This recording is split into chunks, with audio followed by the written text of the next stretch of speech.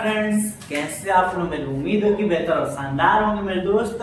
एक नया सा सेशन है, हालांकि नया इसलिए है क्योंकि इसमें हम लोग लिखित प्रश्न पढ़ेंगे और एकदम बेहतरीन प्रश्न पढ़ेंगे मेरे दोस्त। और ये चैप्टर आप लोग जैसे पता है थेम पर ही आप लोग देखे होंगे कि त्रिकोणमिति जो है उसे कुछ अनुप्रयोग को हम लोग पढ़ रहे हैं। क्लियर? यानी कि चैप्टर का नाम है त्रिकोणमिति के कुछ अनुप्रयोग। तो हम लोग जो त्रिकोणमिति है उसी का प्रयोग कर रहे हैं मेरे दोस्त। क्लियर? कुछ कुछ जगह प्रयोग होता है मेरे दोस्त और बेहतरीन तरीके से पढ़ेंगे और वही एग्जाम में पढ़ेंगे जो एग्जाम ओरिएंटेड हो, एग्जाम के लिए बहुत विशेष हो मेरे दोस्त, एग्जाम में बहुत बार पूछने की संभावित बनता। क्लियर? तो ज्यादा समय नहीं लेते हैं, जितने लोग लाइव जुड़ चुके हैं सब लोग सेशन को लाइक कर दे, साथ ही साथ में दोस्त सेशन को शेयर भी कर दे। क्लियर?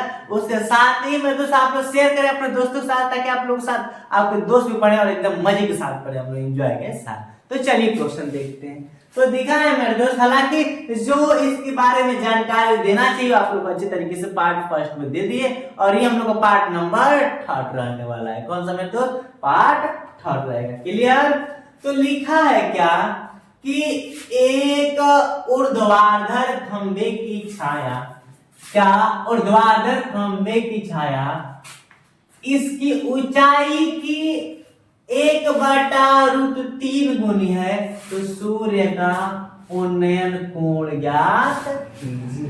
क्लियर? क्या कहा है मेरे दोस्त? सूर्य का उन्नयन कोण ज्ञात कीजिए। ध्यान से देखना।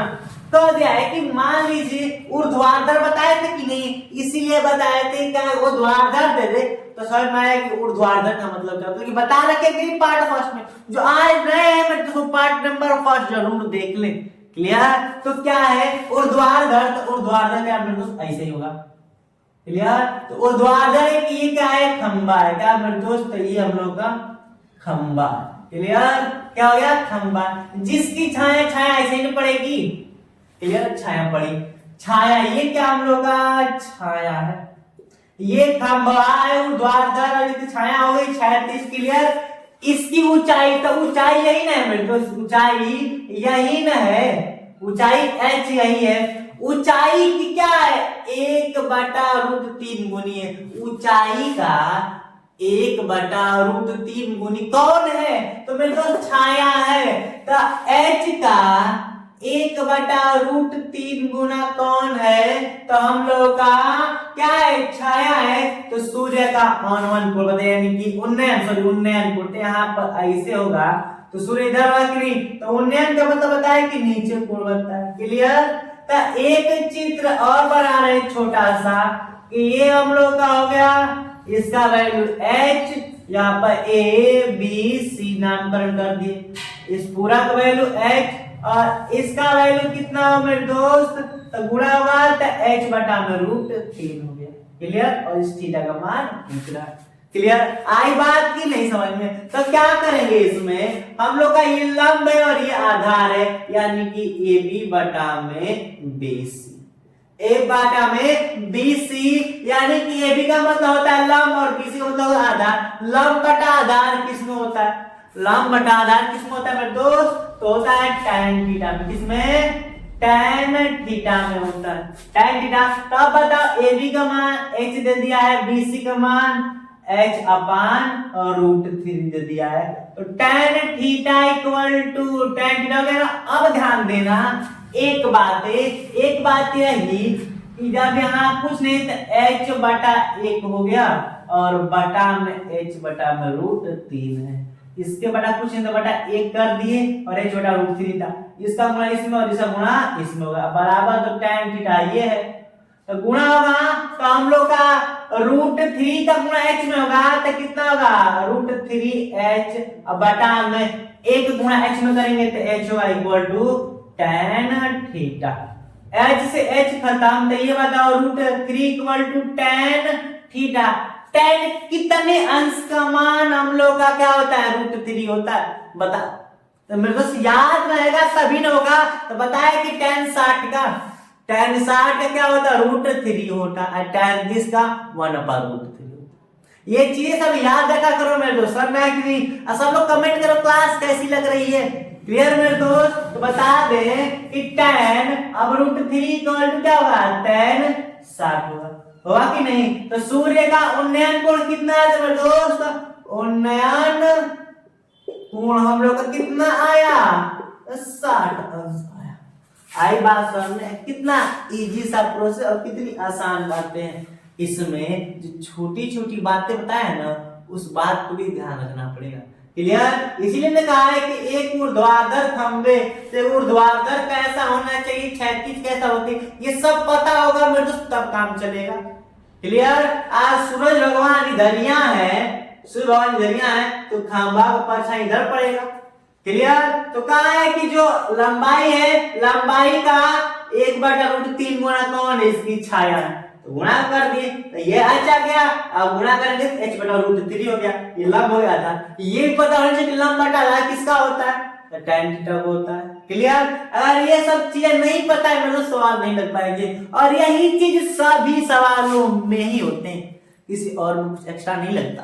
सभी सवाल में सबका यही गेम होता है मेरे दोस्त। और हाँ, एक तो कंफर्म सवाल आना ही आना है, सवाल आना ही आना है। क्लियर मेरे दोस्त? लिखित में आएगा या बहुविकल्पी में आ जाए या दोनों में आ जाए या किसी एक में आएगा, लेकिन आना ही आना है। क्लियर इस सवाल से? तो ये मेरे दोस्त था पहला क्वेश्चन। तो ज्यादा इसी पर समय नहीं देते, हम क्वेश्चन नंबर 2 की बात करते हैं। तो अब हम लोग क्वेश्चन नंबर 2 देखते हैं। तो आगे देखिए। अब तो अब मेरे दोस्त क्वेश्चन नंबर 2 देखते हैं कि सेकंड क्या है। हालांकि सेकंड को पढ़ते हैं तब पता चलेगा कि सवाल में क्या कहा है और किस तरह का सवाल है। क्या ये सवाल उसी तरह का है कि अलग तरह का है, कब पता चलेगा जब हम सवालों को पढ़ेंगे। तो लिखा है कि किसी समय पर, क्या मेरे दोस्त, किसी समय पर एक खंबे की छाया, खंबे की √3 यानी कि √3 गुनी है, तो सूर्य का उन्नयन को ज्ञात कीजिए कह रहा है। कोनो समय है, दोपहरिया भोरहरिया कोनो मतलब नहीं है। तो एक खंबे की छाया, एक खंबे की छाया, खंबे की क्या है? √3 गुनी है। मान लो ये हल, क्या मैं तो समझना हल में कि मान लो ये हम लोग का खंबा हो गया, क्या हो गया? ये हम लोग का खंबा हो गया। खंबे की छाया मान लो यहाँ पर दोपहर कोनो समय कोई मतलब नहीं है, खंबे की छाया इधर पड़ी, तो ये क्या है? हम लोग का छाया हो गया। छाया हो गया। ये है खंबा, ये है खंबे की छाया। तो कह रहा है कि खंबे की छाया यानी खंबा है, खंबे ये हालांकि लंबाई h है। क्लियर? खंबे की क्या है? वो जो छाया है इस खंबे की √3 गुनी है। तो ये बताओ, खंबे का h है और h का √3 गुना। क्लियर? और यहाँ से ये कोण बन जाएगा। तो कहा है तो सूर्य का उन्नयन, तो यहाँ बनेगा कि यहाँ बनेगा? बताओ जल्दी से कमेंट करो, कहाँ बनेगा? तो नीचे बनेगा। क्लियर? आई बात समझ में? आई नहीं? जितने लोग लाइव है सब सेशन को लाइक कर दो, कंजूसी बिल्कुल नहीं, कंजूसी नहीं करते। कंफर्म मेरे दोस्त? अब ध्यान देना बातों को ये कि चित्र फैंटास्टिक तरीके से, बेटर तरीके से बना दे। ये हम लोग का, अब हम लोग का ए बी, ये समझाने के लिए बनाते हैं, एक समझाने के लिए तक समझ लो। क्लियर? अब हम लोग का कितना हो गया? तो ये हो गया √3h हो गया और ये h हो गया। क्लियर? तो अब बताओ हम लोग इसका वैल्यू पता करना है। क्लियर? तो AB बटा में C यही ना दिया है, बराबर क्या होता है? तो tan थीटा, क्योंकि AB है लंब और BC क्या है? आधार है। लंब बटा आधार हम लोग किस में पढ़ाया गया है मेरे दोस्त? tan theta. तो दिक्कत नहीं ना? तो AB का मान h है और BC का √3h। अब बताओ tan थीटा, अब कुछ नहीं है तो कुछ दिख रहा है। क्लियर? इस h से इस h को घटा दिया जाए तो क्या बचेगा हम लोग का? तो अब यहाँ से नीचे की प्रोसेस कर दे रहे हैं, चाहे चलो कोई दिक्कत नहीं, इधर ये कर दे रहे हैं, दिख तो रहा होगा अच्छे से। अब बताओ 1/√3 बचा इक्वल टू tan थीटा। अब बताओ tan कितने अंश का मान 1/√3 होता है? इससे जस्ट पहले ही बताया है कि tan 30 अंश का, क्या जी? tan 30 अंश का मान 1/√3 होता है। क्लियर? तो अब बताओ सूर्य का उन्नयन कोण तो कितना अंश हो गया जी? 30 अंश क्या हो गया? उन्नयन कोण क्या हो गया? उन्नयन कोण हो गया। आई बात समझ में? आई कि नहीं? कितना इजी सी बात और फैंटास्टिक भी है। क्लियर? नॉर्मल सी बात है। और ये तो क्वेश्चन सेम इससे पहले वाले जो पढ़े थे ना, एकदम उसी की तरह था। क्लियर? वो में हम लोग का वो बस 1/√3 हो गया था, ये केवल 3 है। क्लियर? आई बात की नहीं समझ में? अब मेरे दोस्त क्वेश्चन ये था आप लोग का सेकेंड क्वेश्चन एकदम इजी। क्लियर? तब बातें तो समझ में आ रही है कि हाँ क्या कंसेप्ट फॉलो हो रहा है। कंफर्म मेरे दोस्त? तो ज्यादा समय नहीं लेते हैं, फिर क्वेश्चन नंबर 3 की तरफ बढ़ते हैं मेरे दोस्त। क्वेश्चन नंबर 3 देखिए, अब चलते हैं।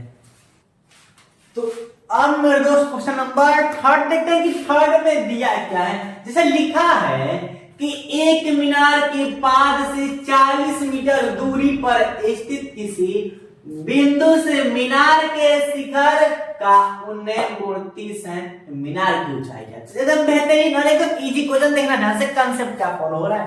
जैसे कहा है कि मान लो मीनार, तो एक मीनार मानना नहीं है ही, मान लो वो मीनार है। ठीक, ये हम लोग का क्या हो गया मेरे दोस्त? तो मीनार हो गया। कौन सी मीनार? चारमीनार। क्लियर? तो मीनार के पाद बिंदु, पाद मतलब समझ, पाद यानी कि पैर, पैर का मतलब होता है नीचे, यानी कि नीचे वाला, इसको बोलते हैं पाद, इसको बोलते हैं शीर्ष, बोलते हैं ऊपर वाला शीर्ष, यानी कि सिर है कि नहीं, जो सबसे ऊपर इसको बोलते हैं सिर यानी कि शीर्ष, और जो नीचे उसको बोलते हैं पैर यानी कि पाद। समझेंगे? पादुका होती कि नहीं? पादुका पहनने वाले कहाँ पहनते हैं? पैर में। पादुका यानी कि पाद यानी कि पैर। समझ जाओ, ऐसी बात है, छोटी छोटी बात तो याद रखा करो। तो मीनार के पाद से, तो मीनार है पाद यानी कि यहाँ से 40 मीटर दूरी पर, तो मान लो यहाँ से 40 मीटर यहाँ पर हो गया। 40 मीटर दूरी पर किसी बिंदु से, तो मान लो यहाँ पर बिंदु से मीनार के शिखर, ऊपर वालों क्या बोलते हैं? शिखर यानी कि शीर्ष। शीर्ष का क्या जी? कवन कोण, उन्नयन गुण कितना है? तो 30 है। बस बात तो समझ में आ गई। यहाँ से ऊपर मिलाएंगे कितना अंश हुआ? 30 अंश। क्या जी? छोटा सा अंश, 30 अंश। आई बात समझ में? अब जब इतनी चीजें हो गया तो हम लोग पूछ रहा है कि मीनार की ऊंचाई ज्ञात कीजिए, यानी कि h। ये बताइए क्या होगा? बात समझ में? एक बार और ध्यान से देखना। कह रहा है कि एक मीनार, मान लो ये मीनार हो गई। क्लियर? अब मीनार के पास यानी कि पैर नीचे से 40 मीटर, तो यहाँ से यहाँ तक की दूरिया क्या है? 40 मीटर है। 40 मीटर दूरी पे वो बिंदु है, आज जिससे शिखर तक का उन्नयन, उन्नयन ऊपर, अवनमन बोलता है तो नीचे यानी कि ऊपर कोण बनता है। उन्नयन बोलते हैं तो नीचे कोण बनता है, अवनमन बोले तो ऊपर कोण बनता है। क्लियर? आए बात? मीनार के शिखर का उन्नयन कोण कितना दिया है? 30 दिया है। तो इसको ऊंचाई पूछ रहा है, देखो ध्यान से।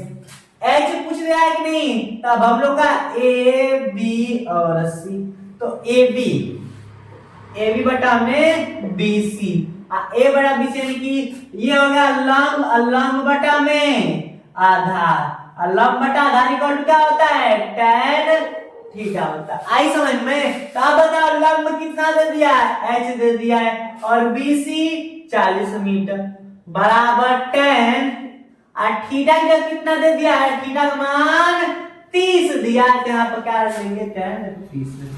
क्लियर? अब बताइयो h बटा में 40 और tan 30 अंश का मान कितना होता है?